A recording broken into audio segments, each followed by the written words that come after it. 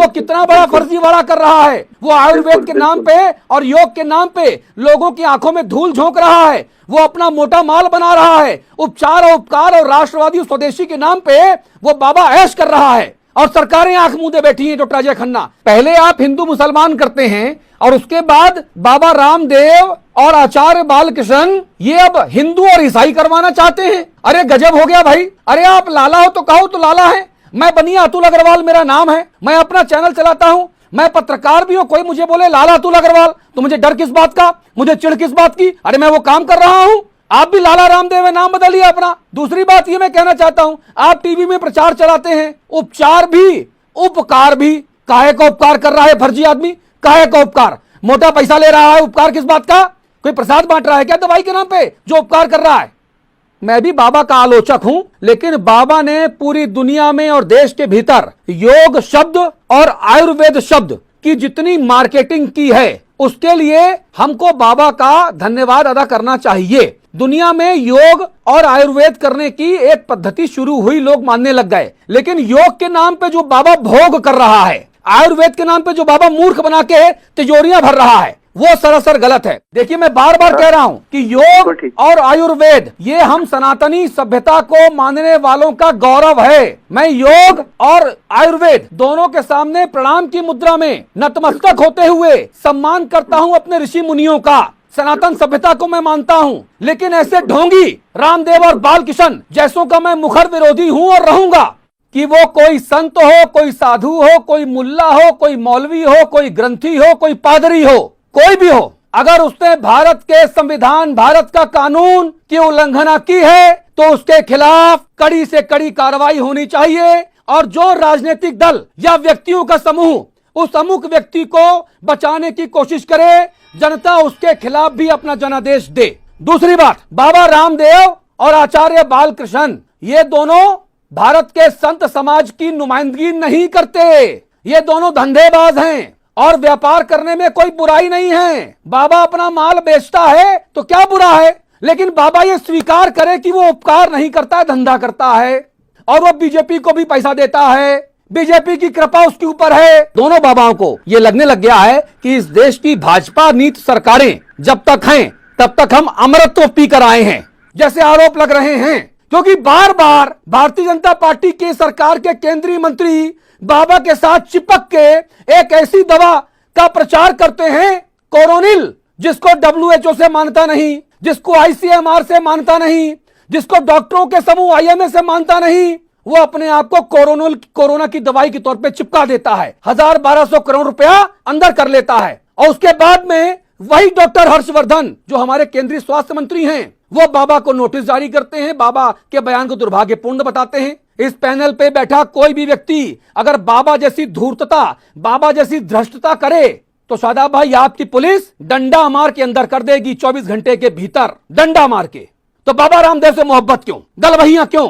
अभी तक वो मोदी जी की केंद्र की सरकार और उत्तराखंड की तीरथ सिंह रावत जी की सरकार को चुनौती देता था, अब वो बापों तक पहुंच गया। वो कहता है किसी के बाप में हिम्मत हो तो गिरफ्तार कर ले। बताइए ये मन बढ़ क्यों? ये कॉन्फिडेंस केवल पैसे का नहीं है साहब, ये पैसे से खरीदी गई सेटिंग और गेटिंग का मामला है। ये सत्ता के करीब होने पर जो दंभ आता है, जो अहंकार आता है, ये उसका भौंडा प्रदर्शन है। और अगर शादाब भाई बीजेपी की सरकारों ने इस मनबढ़ इस बाबा के खिलाफ कार्रवाई नहीं की तो यकीन मानिए जनता वो सब देख रही है। बस मेरा सिर्फ ये कहना, DRDO, एम्स, तमाम दूसरे लोग विशेषज्ञ लगे हुए हैं कि कोरोना के मुकाबिल कोई दवाई बनाई जाए, चाहे वो D2 हो, जाने क्या क्या दवाई आ रही हैं। ये आयुर्वेदिक वगैरह में तो उतना जानकार हूं नहीं, देखिए मैं तो देहाती आदमी गांव का जो है। ये जो बाबा रामदेव की कोरोनिल को क्यों नहीं नरेंद्र मोदी जी कह देते, ये मुख्यमंत्री क्यों नहीं कह देते कि भाई ये कोरोनिल है, सबसे बढ़िया माल है, ये खाओ और सुपरमैन बन जाओ और कोरोना को भगाओ। ये बाबा रामदेव इतने महान आदमी जो 550-600 करोड़ का कोरोनिल चिपका दिया बाबा ने। आपदा में आनंददायक अवसर तो ढूंढा बाबा ने दुनिया को मूर्ख बना के।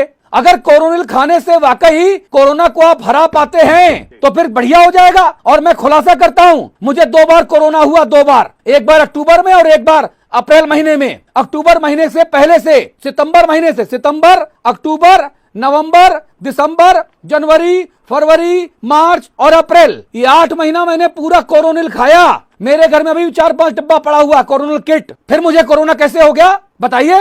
अब बाबा कहेगा कि तुमने मेरी कोविड ये कोरोनिल खाई थी इसीलिए तुम मरे नहीं हो, चिल्ला चिल्ला के बात करते हो। ये लीजिए, जब आयुर्वेद के शीर्ष ग्रंथ चरक संहिता में जनपदोध्वंस अध्याय में स्पष्ट लिखा हुआ है कि महामारी का पूर्वानुमान लगाया जाना चाहिए और उसके बाद उसके अनुसार दवा बनानी चाहिए, तो अगर रामदेव जी को इसके विषय में कुछ भी पता था तो पहले से सरकार को सूचित क्यों नहीं किया? अगर वो आयुर्वेद पढ़े थे तो। अरे पहले से सूचित करते हो, धंधा कहाँ से करता बाबा? बाबा को माल छापना था, धंधा कैसे करता बाबा स्वदेशी के नाम पर? बिल्कुल। दूसरी भगवाधारी कपड़ा पहन के और एक दूसरा सफेद कपड़ा पहन के हिंदुत्व का घंटा बजा के बाबा को माल कैसे बेचता फिर? बिल्कुल बिल्कुल। आचार्य जी ने, स्वामी जी ने बहुत बड़ा विशाल काम कर रहे हैं कुंभ के अंदर। अरे नोट छाप रहे हैं भाई, ये स्वाभिमान और ये क्या राष्ट्रीयता और भारतीयता और ये राष्ट्रवाद और ये क्या स्वदेशी के नाम पे लाला रामदेव नोट छाप रहे हैं। समझ गए? आसपास की जमीनों पर जिस तरीके से कब्जा किया गया ये हर कोई जानता है साहब। स्वदेशी होंगे ही। ये तमाशा करे ठेकेदार हो गए हैं आयुर्वेद के। ये बाबा रामदेव आचार्य बालकृष्ण ठेकेदार हो गए हैं आयुर्वेद के।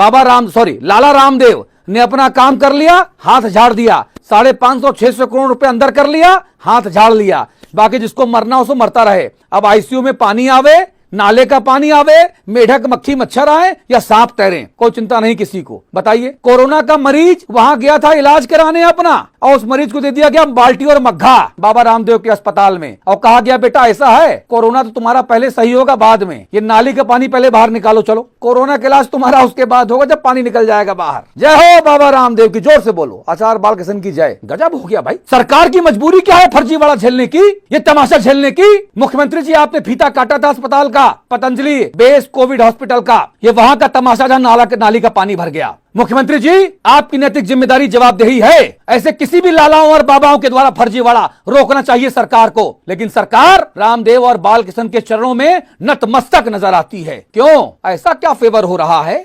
आरोप लगा रहा है विपक्ष। आप जनता के द्वारा चुनी गई सरकार है कि बाबा रामदेव ने आपको चुना है, और अगर बाबा रामदेव ने आपको चुना है मुख्यमंत्री जी तो इस्तीफा दीजिए, बाबा रामदेव को शपथ दिलाइए तुरंत। कहिए बाबा रामदेव आज से आप उत्तराखंड के मुख्यमंत्री। चलिए, अब बाबा चाहता भी यही है, बढ़िया आसानी से काम हो जाएगा। बढ़िया है, क्या दिक्कत है? अरे हद हो गई भाई, आम आदमी की जान इतनी सस्ती है क्या? जो कोविड का मरीज वहां गया वो बाल्टी मग्घा लेकर नाले का पानी साफ क्यों करे? क्यों वहां पर सरकारी अस्पताल के बाहर पतंजलि कोविड केयर का बोर्ड लगा दिया गया? ये कहते हैं कि ये इनका अस्पताल है, सरकार का अस्पताल है। सरकार का अस्पताल है तो लाला रामदेव और आचार्य बालकृष्ण की आदमकद फोटो अस्पताल में कैसे चिपक गई? आम जनता की जान से मत खेलिए, बस मेरा यह आप सरकार से निवेदन है। और बाबा जो आयुर्वेदिक का ठेकेदार है, भारत के आयुर्वेद का सबसे बड़ा ठेकेदार अगर कोई है तो बाबा रामदेव आचार्य बालकृष्ण। लगता है कि जो चरक के बाद असली जो अगला था वो बाबा रामदेव, लाला रामदेव। लाला जी बड़े बड़े धंधेबाज भी ऐसा नहीं करते महाराज। मंदिर में बड़े बड़े पत्थर लगवाने वाले लोग जो कहते हैं ना कि हमने सीढ़ियां बनवा दी, हमने दान पात्र लगवा दिया, असली अपराधी असली दोषी वही होते हैं जो भगवान की मूर्ति के ऊपर अपना पत्थर लगा देते हैं। पूज्य पिताजी की याद में ये टाइल्स लगवाए, बाबा वही काम कर रहा है, वैसी फर्जीवाड़ा हो रहा है। मुझे लगता है सरकार को तत्काल इस पर नकेल कसने की जरूरत है। बहुत बहुत शुक्रिया, धन्यवाद। जो कहूंगा सच कहूंगा।